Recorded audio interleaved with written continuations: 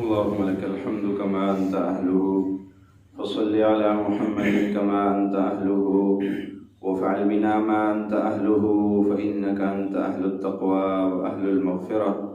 اللهم صل على محمد عبدك ورسولك، وصل على المؤمنين والمؤمنات والمسلمين والمسلمات.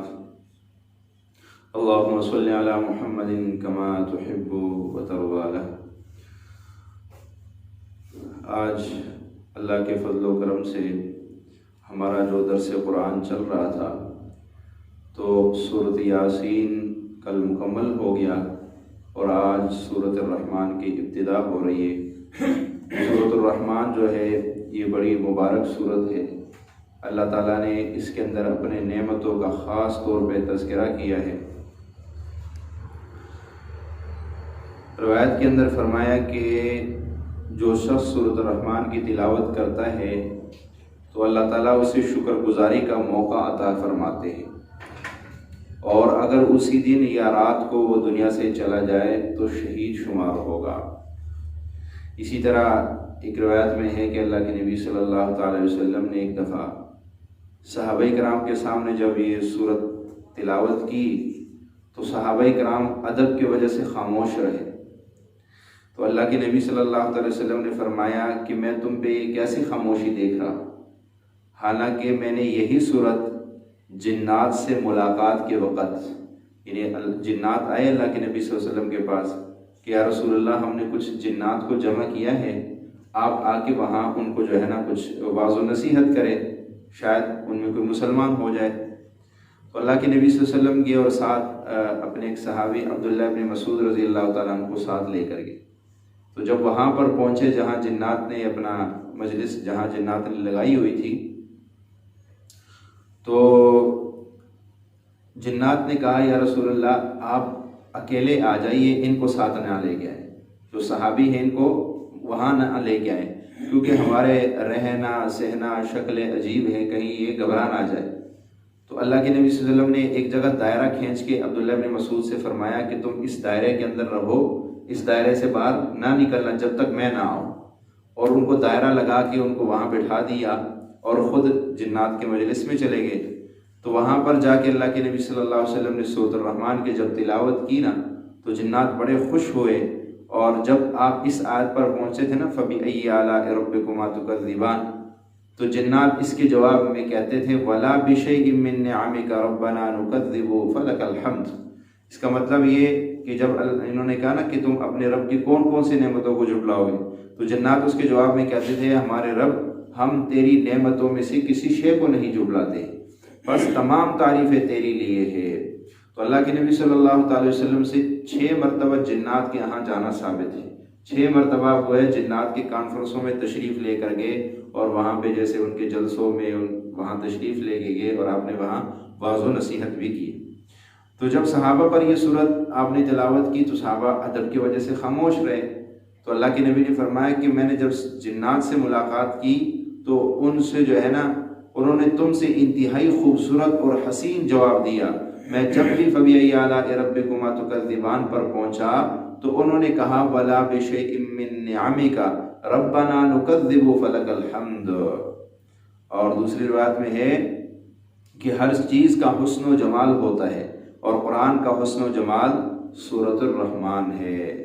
حضور صلی اللہ علیہ وسلم نے ارشاد فرمایا کہ سورۃ الرحمن کی تلاوت کرنا اللہ تعالیٰ کی نعمتوں کا شکر ادا کرنے کا ذریعہ ہے۔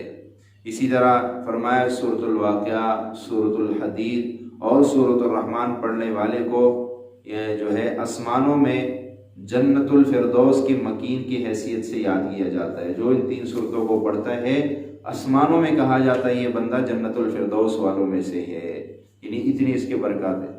یہ تو آخرت کی دنیا کے بھی بہت سے اس کے فائدے ہیں۔ فرمایا کوئی ایسی بیماری ہو، کوئی بھی بیماری ہو، جسمانی ہو یا روحانی ہو، اور حل نہ ہو رہی ہو، علاج کروا کے اب تھک گئے ہو، تو اس کے لیے ایک عمل بزرگوں نے لکھا ہے کہ جو ہے ایک نیلے رنگ کا دھاگا لیا جائے، پورے بدن کے مریض کے قد کے مطابق 7 دھاگے لیے جائیں، اور اس پہ جو ہے سورۃ الرحمن کو پڑھیں۔ جب بھی فَبِأَيِّ آلَاءِ رَبِّكُمَا تُكَذِّبَانِ پر پہنچے تو اس پہ جو ہے نا گرہ لگا دیا جائے۔ جب آخر میں صورت ختم ہوگی تقریباً 31 گرے اس پہ لگ چکے ہوں گے. تو یہ گرا لگا کے یہ داغا کر گلے میں ڈالا جائے، بازو میں باندھا جائے، کوئی بھی بیماری ہوگی اللہ کے فضل سے وہ بیماریاں اس سے ختم ہو جاتی ہے. اور اس صورت کی مزید بھی انشاءاللہ برکات ہے. ایسا ایسا درس کے ساتھ ساتھ انشاءاللہ اس کے مزید روحانی جسمانی مشکلات، پریشانیوں، بیماریوں، قرضوں کے لیے جو اس کے وظائف اہل اللہ اولیاء کرام سے منقول ہے وہ انشاءاللہ ساتھ ساتھ بتائے ہی جائیں گے. اب ہم جو ہے سورۃ الرحمن کی ابتدا کرتے ہیں. بسم اللہ الرحمن الرحیم. الرحمن علم القرآن خلق الانسان علمہ البیان الشمس والقمر بحسبان. اس سورت کو رحمان سے شروع کیا. رحمان سے شروع کرنے میں کیا حکمت تھی؟ اس لیے کہ کفار جو تھے مشرکین مکہ وہ اللہ کے رحمان ہونا نہیں مانتے تھے، بلکہ وہ کہتے تھے وَمَا الرَّحْمَانُ قَالُوا وَمَا الرَّحْمَانُ کہ رحمان کیا ہے؟ تم کہتے ہو رحمان رحمان، یہ رحمان ہے کیا؟ تو اس لیے اللہ تعالیٰ نے ایک تو اس سورت کی ابتدا جو ہے وہ رحمان سے کر دی. اور رحمان میرے مرشد فرماتے تھے جو بندہ عصر کی نماز کے بعد سانس روک کے یا رحمان ہو یا رحمان ہو 11 مرتبہ پڑھے جادو اس کا ختم ہو جائے گا. بے اولاد پڑھے گا تو اس کو اولاد مل جائے گی. اس کے پڑھتے ہی جادو ختم ہو جاتا ہے. اگر بے اولاد پڑھے گا اس کو اولاد مل جائے گی. صرف 11 مرتبہ سانس روک کے یا رحمان ہو جو بندہ پڑھے گا تو اس کو یہ برکتیں حاصل ہو جائیں گی. تو فرمایا اس سورت کی ابتدا رحمان سے کی ہے، اس لیے کہ رحمان اللہ کا نام ہے اور کفار مکہ جو ہے وہ رحمان کا انکار کیا کرتے تھے. تو اس لیے تاکہ ان کو پتہ چل جائے کہ رحمان کون ہے. رحمان وہ ہے اتنی آگے ساری نعمتوں کا تذکرہ آ رہا ہے نا، ابتدا رحمان سے کر دی. اور یہ سورت جو ہے مدنی ہے یہ سورت. اور لیکن امام قرطبی نے جو روایت نقل کی ہے ان کے اکثر وہ کہتے ہیں یہ سورت مکی ہے. پھر ایک واقعہ جو رات میں جنات کے پاس آپ تشریف لے گئے تھے، تو اس واقعات میں آپ اس وقت مکہ میں تھے جب آپ وہاں تشریف لے گئے تھے اور آپ نے جنات کے یہاں سورۃ الرحمن کی تلاوت کی. تو اس سے بھی یہ تائید ہو رہی ہے کہ یہ سورت مکے میں نازل ہوئی، لیکن اکثر اور جمہور کہتے ہیں کہ یہ سورت مدنی ہے، اس لیے اس کو مدنی لکھ دی ہے. الرحمن، رحمان نے علم القرآن، قرآن کی تعلیم دی. اللہ کی سب سے بڑی نعمت تعلیم ہے. سب سے پہلے قرآن کی تعلیم. قرآن بہت بڑی نعمت ہے اللہ کی نعمتوں میں، اور وہ قرآن والی نعمت اللہ نے کس کو دی ہے؟ انسان اور جنات کو دی. باقی کسی مخلوق کو اس نعمت سے نہیں نوازا ہے، وہ انسان اور جنات کو دی ہے. اس لیے اس کا تذکرہ پہلے کیا کہ قرآن کی تعلیم دی. الرحمن علم القرآن، رحمان نے اس کو سکھایا قرآن، اس نے سکھایا قرآن. خلق الانسان، اس نے پیدا کیا انسان کو اس نے پیدا کیا. اور علمہ البیان، اس نے سکھایا بات کرنا، بیان کرنا. اب علمہ البیان، اس بیان کے اندر بات کرنا بھی، لکھنا بھی، پیغام پہنچانا بھی، یہ ساری چیزیں اس میں آ جاتی ہے. اپنی بات کسی کو سمجھانا، تو یہ بیان بھی بڑی نعمت ہے. اللہ کی کتنی مخلوق ہے، تمام مخلوق میں اللہ نے یہ بیان والی صفت صرف انسان کو دی ہے. آپ ایک طوطے کو لے آؤ، ساری زندگی اس کو چند الفاظ رٹالو گے، اس کو زیادہ نہیں سکھا سکتے وہ بول. لیکن انسان کو اللہ تعالیٰ نے اتنی طاقت دی کہ وہ اپنی معافی ضمیر کو بیان کر سکتا ہے. اگر ایک جانور کو بھوک لگی ہے تو آپ کو نہیں کہہ سکتے مجھے بھوک لگی مجھے کھانا دو. اگر ایک جانور کو بیماری ہے وہ نہیں کہہ سکتے کہ مجھے آج کام نہ کرو کیونکہ مجھے فلاں بیماری ہے. لیکن انسان کو اللہ نے اس طاقت سے نوازا ہے کہ انسان جو ہے وہ اپنے معافی ضمیر کو بیان کرتا ہے. سردی ہے تو وہ کہتا ہے مجھے سردی ہے، بیماری آتی ہے تو وہ بتاتا ہے مجھے بیماری ہے. تو یہ بہت بڑی نعمت ہے اللہ تعالیٰ نے یہ انسان کو دی. الشمس والقمر بحسبان، الشمس سورج والقمر اور چاند بحسبان ایک حساب سے. والنجم والشجر یسجدان، والنجم جھاڑیاں یا ستارے، والشجر اور درخت یسجدان وہ سجدے میں ہے. آگے اللہ تعالیٰ نے شمس و قمر کا تذکرہ کیا ہے. یہ شمس و قمر بھی اللہ کی نعمتوں میں سے بہت بڑی نعمت ہے. انسان اس سے فائدہ اٹھا رہے ہیں کیونکہ ہماری جتنے فصلیں پکتی ہیں اور اس میں سورج کا کمال ہے. اگر سورج نہ نکلے تو گندم نہ پکے. اگر جو ہمارے پھلوں کے اندر مٹاس ہے یہ چاند کا کمال ہے، اگر چاند نہ نکلے تو ہمارے پھلوں میں مٹھاس پیدا نہ ہو، تو یہ بہت بڑی نعمت ہے اللہ تعالیٰ کی، چاند بھی اور سورج بھی، اس لیے اس کا تذکرہ کیا۔ فرمایا الشمس والقمر بحسبان، چاند اور سورج اور چاند ایک حساب سے چل رہے ہیں۔ والنجم والشجر یسجدان، نجم اس کے دو ترجمے ہیں، ستارے کو بھی کہا جاتا ہے، اور نجم جو ہے اس درخت کو یعنی اس جھاڑی کو کہا جاتا ہے جس کا تنا نہیں ہوتا ہے، اس کی بیل پھیل جاتی ہے زمین میں، تو اس کو بھی کہا جاتا ہے۔ والشجر اس درخت کو کہا جاتا ہے جو تناور ہوتا ہے، جس کی تنا ہوتی ہے، تو جھاڑیاں ہو یا تنے دار درخت ہو، یسجدان وہ سجدے میں ہے، وہ اللہ کو سجدہ کر رہے۔ اے انسان تجھے کیا ہو گیا کہ تو اس رب کیا سجدہ نہیں کرتا ہے، جب یہ بے زبان اللہ کے سجدے میں، اللہ کیا سجدے میں پڑے ہوئے ہیں۔ اور فرمائے ان کا سجدہ کیا ہے، جب صبح سورج نکلتا ہے تو ان کا سایہ جو ہے وہ بڑا ہوتا ہے، پھر آہستہ آہستہ ان کا سایہ چھوٹا ہوتا جاتا ہے، تو یہی ان کا سجدہ ہے۔ اور وہ اپنے سجدے میں رب کی کیا تعریف بیان کرتے ہیں یہ اللہ ہی جانتا ہے۔ لیکن اے انسان تو سجدوں سے کیوں غافل ہو گیا؟ تجھے تو اللہ نے عقل سے بھی نوازا، تجھے تو اللہ تعالیٰ نے بیان کی قدرت بھی دی ہے، تجھے تو قرآن کی نعمت سے بھی نوازا ہے، پھر تجھے کیا ہو گیا کہ تو اس رب کیا سجدہ نہیں کرتا ہے؟ والسماء رفعها ووضع الميزان، اور اسی نے آسمان کو اونچا کیا، ووضع الميزان، اور اسی نے دنیا میں ترازو رکھ دی ہے، اللہ تطغوا فی المیزان، تاکہ تم تولنے میں کمی بیشی نہ کرو۔ آسمان اور زمین کے درمیان اگر عدل ہوگا تو دنیا کی زندگی چلے گی، اگر عدل نہیں ہوگا تو دنیا کی زندگی نہیں چل سکتی۔ اس لیے اس نے عدل، میزان کا ایک ترجمہ عدل بھی ہے کہ عدل قائم کرو دنیا کے اندر، ظلم زیادتیاں نہ کرو، ظلم زیادتیاں کرو گے تو دنیا کی زندگی، معاشرے تباہ کب ہوتے ہیں؟ جب معاشرے کے اندر ظلم آ جائے، انصاف ختم ہو جائے، وہ معاشرہ تباہ ہو جاتا ہے۔ تو فرمایا اللہ تطغوا فی المیزان، نہ حد سے تجاوز کرو ترازو تول میں، وَأَقِيمُوا الْوَزْنَ، اور قائم کرو وزن، بالقسط، انصاف سے، انصاف کے ساتھ، وَلَا تُخْسِرُوا الْمِيزَانَ، اور نہ کم کرو تول میں، تول کے اندر ناف تول میں کمی نہ کرو۔ سیدنا شیخ عبد القادر جیلانی رحمۃ اللہ تعالی علیہ نے اپنی کتاب غنیۃ الطالبین کے اندر ایک واقعہ لکھا ہے۔ وہ فرماتے ہیں کہ ایک اللہ کے نیک بندے فوت ہو گئے، ان کو کسی نے خواب میں دیکھا، تو ان سے پوچھا اللہ تعالیٰ نے آپ کے ساتھ کیا معاملہ کیا؟ انہوں نے کہا اللہ تعالیٰ فرشتوں نے جو ہے مجھے، اللہ تعالیٰ نے عذاب تو نہیں دیا، پر فرشتوں نے مجھے جنت کے دروازے پہ روکا ہوا ہے اور مجھے جنت میں جانے نہیں دے رہے۔ فرمایا کیوں؟ کہا اس لیے کہ میں نے ایک دفعہ، فرشتے کہتے تو نے اپنی پڑوسی سے ایک سوئی مانگی تھی اور تو نے وہ واپس نہیں کی، جب تک تیرے اہل خانہ رشتہ دار اس سوئی کو واپس نہیں کریں گے تو تب تک تجھے جنت میں داخلے کی اجازت نہیں ہوگی۔ ایک سوئی کی وجہ سے وہ جنت میں جانے سے اس کو روکا ہوا ہے۔ یہاں پہ تو لوگ کارخانے کھا جاتے ہیں، یہاں تو لوگ پتہ نہیں کتنا لوگوں کا زمینیں اور پلاٹ اور پتہ نہیں کس چیز پہ قبضہ کر کے بیٹھے ہوئے، اس خوش قسمتی میں کہ ہم بخشے جائیں گے، ہمارا حج، ہمارا عمرہ، ہمارا دین کا کام کرنا یہ ہمیں بچا لے گا۔ ایسا نہیں ہے، لوگوں کو دیے ہوئے چکر کعبے کے چکر لگانے سے معاف نہیں ہوں گے، لوگوں کو دیے ہوئے چکر لوگوں کے آگے معافی مانگنے سے ہی معاف ہوں گے۔ تو حقوق العباد کا جو مسئلہ یہ بہت اہم مسئلہ ہے۔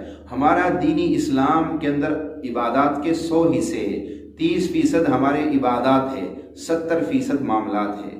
ہم 30% پہ بڑے پابند لگے ہوئے، تسبیح بھی کر رہے، نمازیں بھی پڑھ رہے، 70% کو چھوڑا ہوا ہے، اس کی فکر ہی نہیں۔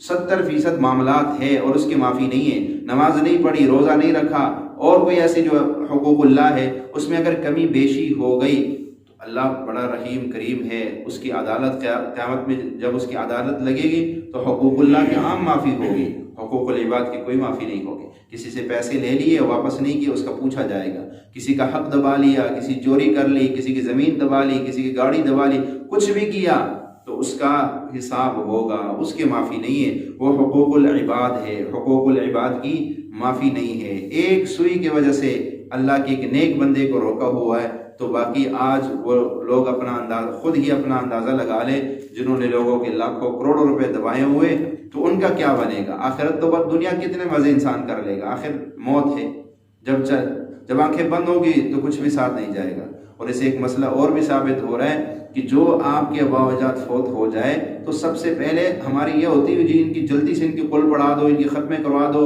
اور اس کے لیے چاہے قرض پیسے لینے پڑے وہ لے کے کروا دیتے۔ پہلے یہ دیکھو انہوں نے دنیا کی معاملات میں کسی سے ادھار لیے، پہلے وہ ادا کرو، پہلے وہ ادا کرو، اس کے بعد اگر تمہارے پاس کوئی طاقت ہو تو اس کی طرف سے خیر خیرات کر دینا، نہیں ہے تو قرآن پڑھ کے ان کو طرف اصالہ، ضرور ہے کہ آپ نے دیگیں لگوانی ہے، آپ قرآن پڑھ کے بھی تو اصالہ ثواب کر سکتے۔ لیکن ہمارے ہاں کیا ظلم ہوتا ہے، میت لاکھوں کا مقروض ہو کے قبر میں پہنچ جاتا ہے اور ہم اس کے نام اور ناک رکھنے کے لیے اس کے پیچھے دیگیں چڑھاتے ہیں۔ سب سے پہلے کام یہ کرو کہ میرا بھائی، میرا والد جو دنیا سے چلا گیا ہے، اس نے کسی کا کوئی حق تو نہیں دینا ہے، اگر دینا ہے تو سب سے پہلے اس کو ادا کرنے کی کوشش کرو، کہیں یہ نہ اس قبر میں بیچارہ تڑپ رہا ہو اور میں ادھر جناب دیگے پکانے میں لگا ہوں۔ تو اس لیے یہ اس کے جو ہے نا بڑا اہتمام کرنا چاہیے کہ میت کے اوپر، کہ اللہ کے نبی صلی اللہ علیہ وسلم تو مقروض کا جنازہ ہی نہیں پڑھاتے تھے، جس کے اوپر قرض ہوتا تھا اللہ کے نبی اس کا جنازہ نہیں پڑھاتے تھے۔ تو حقوق العباد کا مسئلہ آج تک تو لوگوں نے بالکل پامال کر دیا ہے، بس جس کا مال جہاں جس کے ہاتھ میں لگ جائے وہ سمجھتا ہے بس یہ تو میرے لیے حلال ہو گیا۔ تو فرمایا کہ جو ہے ناف تول میں، اور اس ناف تول میں جو دکان کے اندر جو ہے کلو کے پیسے لیں گے اور آپ کو 10 گرام 20 گرام چیز کم دے دیں گے، ان سے بھی اللہ پوچھے گا۔ پہلے قوم شعیب کس لیے ہلاک ہوئی تھی؟ اسی لیے کہ ناف تول میں کمی کرتے تھے۔ وَيَا قَوْمِ أَوْفُوا الْمِكْيَالَ وَالْمِيزَانَ، اے قوم ناف تول میں کمی نہ کرو، لیکن وہ نہیں باز آتے تھے، پھر اللہ تعالیٰ نے ان کو تباہ و برباد کر دیا۔ تو آج بھی کوئی تاجر دکاندار اللہ ماشاءاللہ ہوگا جو ناف تول پورا کر کے دیتا ہوگا، ورنہ اکثریت ناف تول میں کمی کر رہی۔ تو فرمایا کہ ایسے نہ کرو ناف، وَلَا تُخْسِرُوا الْمِيزَانَ، اور نہ کم کرو تول میں، وَالْأَرْضَ وَضَعَهَا لِلْأَنَامِ، اور زمین اس نے اس کو رکھا للانام مخلوق کے لیے، فیہا فاکہۃ، اس میں میوے ہے، والنخل، اور کھجورے، ذات الاکمام، غلاف والے۔ یہ اللہ کی دیکھ لے، اللہ نے زمین بچھا دی، پھر زمین کے اندر اللہ تعالیٰ نے پھل میوے پیدا کر دیے۔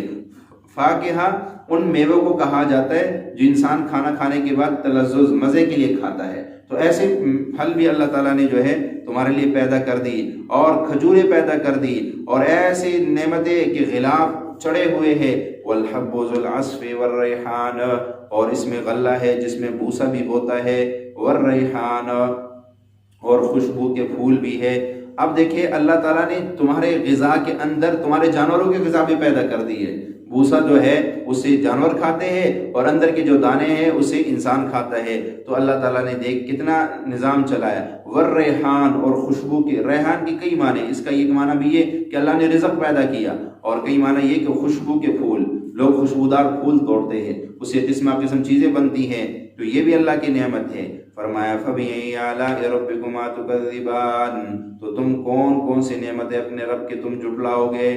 خلق الانسان من صلصال، اس نے پیدا کیا انسان من صلصال، کھنکھناتی مٹی سے، یعنی جو ٹنگ ٹنگ کرتی ہے، ایسی مٹی کہ جس کو جو ہے پانی ڈال کے، جس مٹی میں پانی ڈالا جائے اور پھر اس کے بعد اس کو چھوڑ دیا جائے، پھر وہ جب خشک ہو جاتی ہے پھر اس کو جب بجاتے ہیں نا تو وہ ٹنگ ٹنگ کی آواز اس میں سے آتی ہے۔ تو صلصال اللہ کہتا ہے ایسی مٹی سے، کالفخار، اور ایسی مٹی جو کہ یعنی پانی جو ہے مٹی میں پانی ڈالا جائے اور نیچے سے آگ لگا دی جائے، وہ آگ کے اندر جو ہے وہ پانی اس میں خشک ہو جائے اور مٹی بھی خشک ہو جائے۔ تو اس طرح کی مٹی سے اللہ تعالیٰ نے اے انسان تجھے بنایا ہے۔ وَخَلَقَ الْجَانَّ، اور اس نے پیدا کیا جنات، مِن مَارِجٍ، شعلہ مارنے والی، مِن نار، آگ سے، اور جنات کو آگ کے شعلوں سے پیدا کیا۔ فَبِأَيِّ آلَاءِ رَبِّكُمَا تُكَذِّبَانِ، تو کون سی نعمتوں ہے تم اپنے رب کے جھٹلاؤ گے۔ رب المشرقین ورب المغربین، رب المشرقین رب ہے دو مشرقوں کا، ورب المغربین اور رب ہے دو مغربوں کا۔ حالانکہ مغرب تو ایک ہے، مشرق تو ایک ہے، یہاں مشرقین اور مغربین کیوں فرمایا؟ اس لیے کہ سورج سردی میں اپنا مقام بدلتا ہے اور گرمی میں اپنا مقام بدلتا ہے، اسی طرح غروب ہونے میں بھی اس کا مقام سردی اور گرمی میں بدلتا رہتا ہے۔ تو اس لیے اس نسبت سے مشرق میں بھی اس کے دو مقام ہیں نکلنے کے، اور مغرب میں بھی اس کے دو مقام ہیں ڈوبنے کے، تو اس لیے اس کی نسبت سے مشرقین اور مغربین کہا۔ فَبِأَيِّ آلَاءِ رَبِّكُمَا تُكَذِّبَانِ، تو کون سی نعمتیں اپنے رب کے تم جھٹلاؤ گے۔ مَرَجَ الْبَحْرَيْنِ يَلْتَقِيَانِ، مرجا اس نے بہائے، البحرین دو دریا یلتقیان ایک دوسرے سے ملے ہوئے، بینہما برزخ لا یبغیان ان کے درمیان ایک برزخ پردہ، ایک آڑ ہے، لا یبغیان وہ نہیں ملتے۔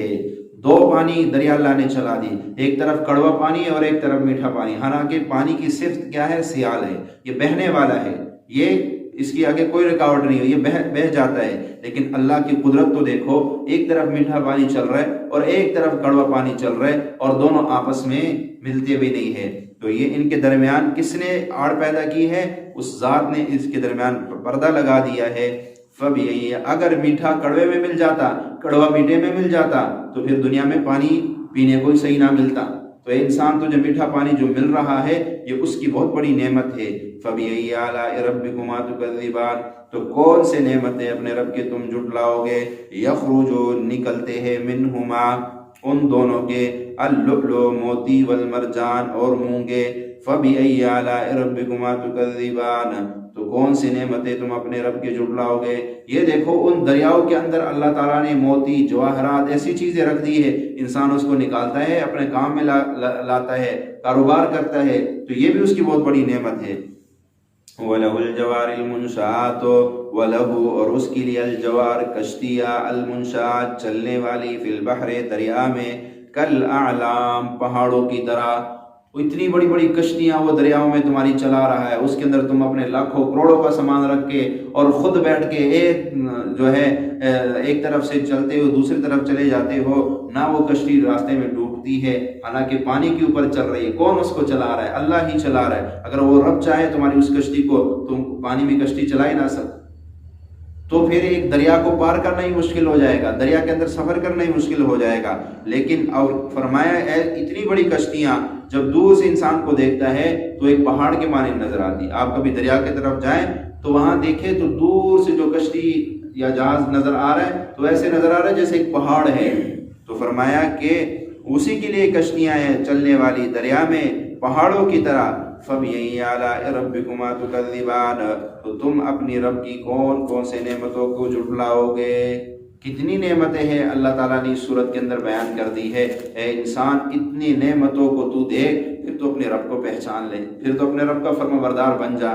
اللہ تعالیٰ آج کے درس میں جو کچھ کہا گیا ہے اللہ ان باتوں پہ عمل کی توفیق عطا فرمائے۔ وآخر دعوانا الحمدللہ رب العالمین، والصلاة والسلام علی سید الانبیاء والمرسلین۔ ربنا ظلمنا انفسنا وان لم تغفر لنا وترحمنا لنكونن من الخاسرین۔ ربنا آتنا في الدنيا حسنة وفي الآخرة حسنة وقنا عذاب النار، وصلى الله على النبي الكريم وآله وأصحابه أجمعين برحمتك يا أرحم